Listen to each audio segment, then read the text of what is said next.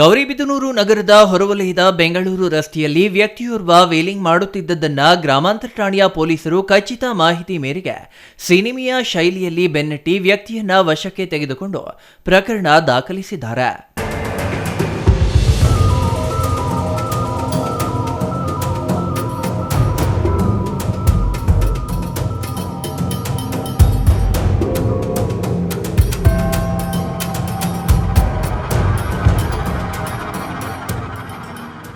ಗುಡಿಬಂಡೆ ತಾಲೂಕಿನ ಅಂಬಾಪುರ ಗ್ರಾಮದ ವಾಸಿ ಸದಾಶಿವ ಬಂಧಿತ ಆರೋಪಿಯಾಗಿದ್ದ ಭಾನುವಾರ ಮಧ್ಯಾಹ್ನ ಬೆಂಗಳೂರು ರಸ್ತೆಯಲ್ಲಿ ದ್ವಿಚಕ್ರ ವಾಹನವನ್ನು ರಾಜಾರೋಷವಾಗಿ ವೀಲಿಂಗ್ ಮಾಡುತ್ತಿರುವುದನ್ನು ಗಮನಿಸಿದ ಆಟೋ ಚಾಲಕನೊಬ್ಬ ವಿಡಿಯೋ ಮಾಡಿ ಗ್ರಾಮಾಂತರ ಠಾಣೆ ಪಿಎಸ್ಐ ರಮೇಶ್ ಗುಗ್ಗರಿ ಅವರ ಮೊಬೈಲ್ಗೆ ಸೆಂಡ್ ಮಾಡಿದ್ದಾರೆ.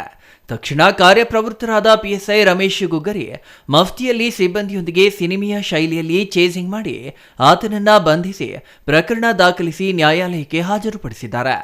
R Manjunath, CTV news, Gauribidanur.